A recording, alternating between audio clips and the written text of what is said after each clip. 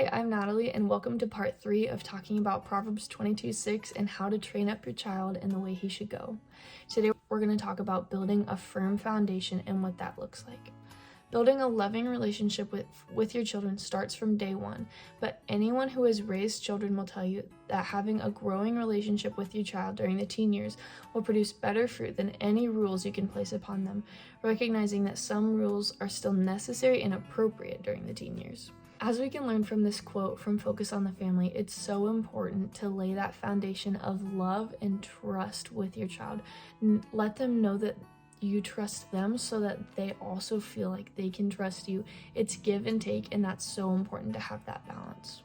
In a conversation I had with my mom leading up to making these videos, she said, "I think a parent can start talking about things of God when the baby is even in the womb. Each child is individual in their sensitivity to the Spirit and individual in their maturity and therefore understanding of Christ's atonement as they get older. Some kids as young as 3 can probably understand that they're sinners, or at least that they do bad things. Of course, they'll need that reinforced, but to have that foundation of understanding that they're a sinner and understanding there's a God that loves them and wants to pursue relationship with them is so big for a little kid to understand how sought after they are." As we talked about in the first video, training is meant as dedicating, so it can mean to start your child once again rather than the ongoing instruction. So starting them with an understanding of who God is so crucial. It's not a promise that your children will stay with the Lord, but it's also a warning not to coddle your children's sinful tendencies. Also from Focus on the Family, we have 7 virtues of effective parenting to start from when they're a baby and to continue throughout their whole lives. First is love. Children will learn love as they see their parents love and see their parents' sacrificial love. Next is respect. It's important to respect a child, not to say necessarily that you're on equal authority, but you're of equal value and worth. And so when they see that and they see recognition, it builds them up so much, and that fosters the desire for faith, and they see your characteristics and why you have those characteristics, and they want to build that too. Third is intentionality.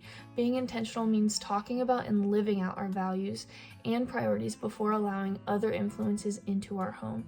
This trait nurtures a consistency in family life that reinforces all of these other traits. It's important to not only guard oneself for the sake of the spiritual atmosphere of a home, but it's important to watch for what tries to impact it from the outside or what may unknowingly work its way into your own home. Fourth is boundaries and limits. Another proverb tells us, "Leave the presence of a fool, for there you do not meet words of knowledge." If we don't have boundaries in a loving environment and trusting environment, we would be really surprised and dismayed what other boundaries they may have learned out in the world that are not good ones. Next is gratitude. It helps to fight family selfishness. It's a cultivated habit and a vital part of healthy relationships. Next is grace and forgiveness. Parents need to remember the grace and forgiveness shown to them, as it will not only encourage them to walk in greater humility, but to extend such grace and forgiveness to their children. This can be so hard, but once we as parents take a step back and realize, oh my gosh, I was this bad. This is exactly how God felt about me.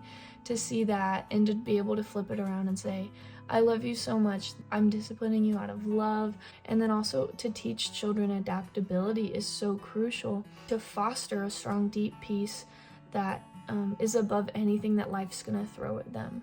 Grounding our children in these values and virtues starting when they're just little tiny babies is so crucial and going to be so impactful.